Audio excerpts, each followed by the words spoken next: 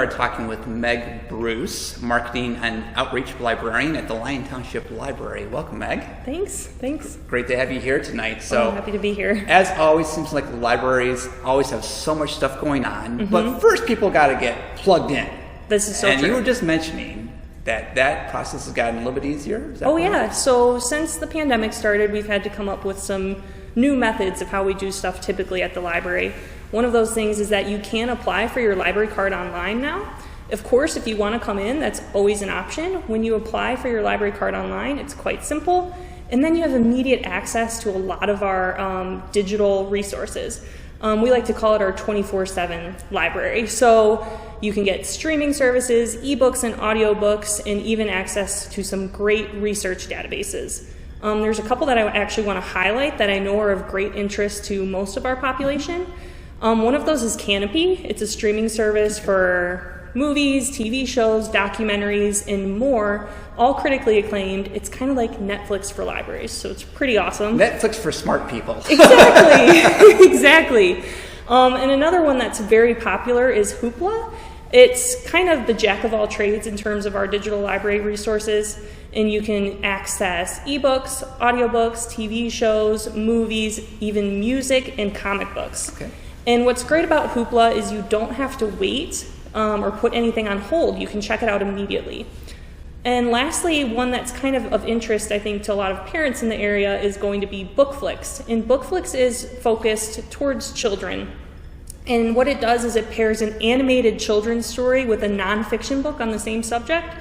Okay. It's pretty great for reluctant readers, building literacy skills, and of course, it's just an interesting way to actually view the material and start to learn real-world concepts without making it dull or boring. Right. So it's great to know that so many people in the library, it's closed or short hours or, Sunday don't know whether it's open or not and so forth. So it's great to know that there's some 24/7 access to some tremendous resources out there. Especially with the weather we've been having lately. It's good to know that you can still access your library when you're stuck at home. That's true. Very true. So what else do you have going on there at the library right now? We've actually got a lot of interesting programs coming up in the next couple weeks, and we've always got stuff in the works every month. What's happening in the end of February for youth, we've got Leap into Science Week. So there's going to be some great science-themed programs, particularly Leap into Science, Light and Shadow, which is going to be on the 23rd of February. It's a great opportunity for kids to interact with light and objects and see how they form different shadows. Okay. I'm sure all of us can remember making little dogs on the wall. Well, exactly. Exactly. Cool. So that'll be fun. We have that both offered in person on the 23rd and then virtually on the 1st of March, if that's what you would prefer.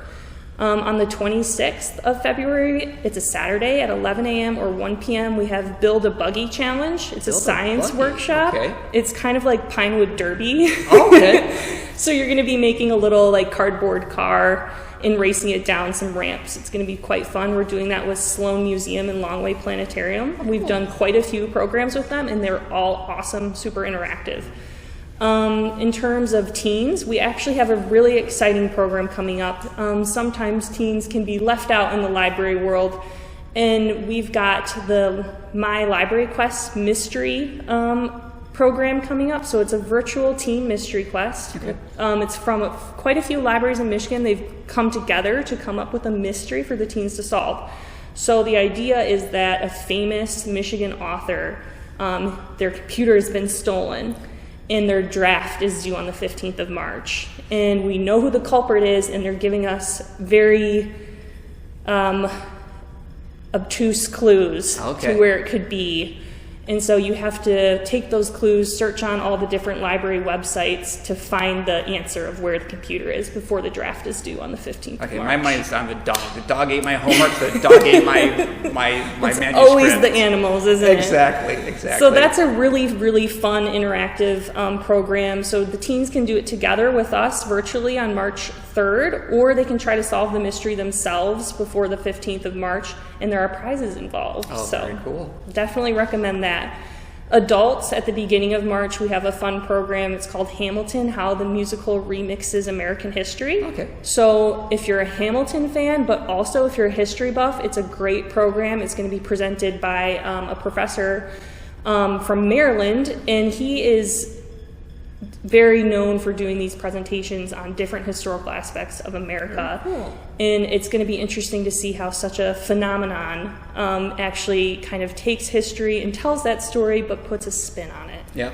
Well, it is. I mean, it has definitely taken off and pulls a lot of people in who may not be as engaged in history, but you're right. It is kind of understanding what leeways were taken to be able to make the story a little bit more engaging. So the pop culture element and then the real history that's involved with making that, for sure. Very cool, very cool. Well, any other events coming up? Or I know there's also something coming up regarding... We do have a couple other very big things going on. First, I do want to mention that this time of year is very important for our LTPL Grows. This is kind of our gardening-centered department of our library. And that's because this time of year is when we all need to start working on starting our seeds indoors. So we've got a lot of programs going on with LTPL Grows.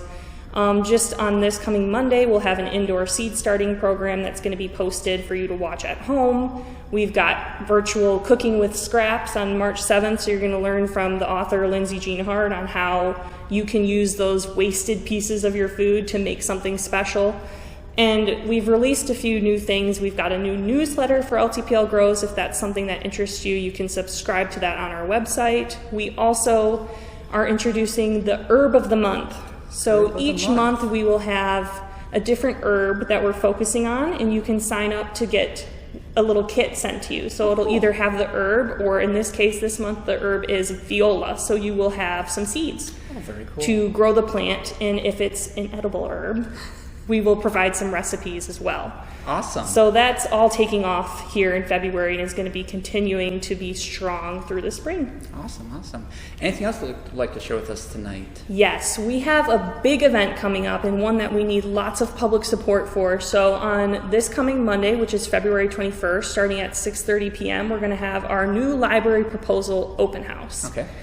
And what this is going to be is it's going to be a chance for the community to get involved with our plans to hopefully eventually build a new library for the Lyon Township community. Right. So it's starting at 6:30. We're offering this program both virtually and in person. Okay. So if you want to attend it virtually, that's what you're more comfortable with, or that's what you can make time for in your schedule, you can head onto our website and actually register for that online, and you'll get a Zoom link. So it's starting at 6:30. If you're coming in, we're going to take that time to let you explore the library. If you haven't been there in a while, familiarize yourself with our facility. At 7 o'clock, Quinn Evans Architects are going to be giving a presentation on 3 proposed sites for a new library. These are all township-owned properties. Okay. When that is completed, we're hoping at 7:30 or so to have a question and answer session so you can kind of take in what the presentation was giving us in terms of information about the feasibility of each of the 3 sites, and then ask any kind of doubts or questions you may have to the professionals who have, done the research and the analysis on these sites. And lastly, we want to end it off by asking for, our community's input. The whole reason we're doing this is we want to build a library that's right for everyone. Right. So we are going to ask that the people who attend cast a vote. Which location do you think is best for the Lyon Township Public Library in the future? We hope to take that information to our Board of Trustees meeting the following day. They're going to gather all of the votes, the input, the information that we've gained from Quinn Evans Architects, and try to come up with the property that we would like to request from the township for use for a new library building. And the most important thing is on March 7th, the Lyon Township Board of Trustees meeting will be happening at the township offices at 7 o'clock. Okay. We will be there, our board, to request the property that we've decided based on all the information that we would like to potentially use to build a new library. And that would be both of these are public meetings. Anyone can attend, and in fact, it's encouraged, to get your voice heard and to support this endeavor. Excellent. And just a real quick question on the types of questions they can ask. Is it just more questions around the location and so forth, or will also be the services? Because the services could kind of tie into where the location and what the location might then deem necessary. So, for instance, when it comes to seed, maybe you want to eventually plant a larger garden in the back, so you might need a space with... For sure. These questions are all feasible. Okay. So we are going to be at this point, this is our focus, is deciding between these 3 locations and understanding what could be the best option. Of course, in building a new library, we're going to hopefully be able to improve or expand services that we have. Right. This just makes sense logically. For example, one site might be greater because it's closer to the community garden. Another site might be greater because we could have a park. These are all things that would be discussed there, and they will connect to library services. What could we do by being in this location? Terrific, terrific. Well, right now it sounds like you guys are doing an awesome job with what you have in place. You have a 24/7 access to library resources. You have wonderful events coming up, but most certainly, let's get the community out there and ask questions and get engaged to, kind of define what the next step is for them. We can't make this decision without the community and without the township support, so we really would love to hear what you guys have to say. Terrific. Well, Meg, thank you so much for coming out tonight. It's been great talking with you. Thank you. It was a pleasure.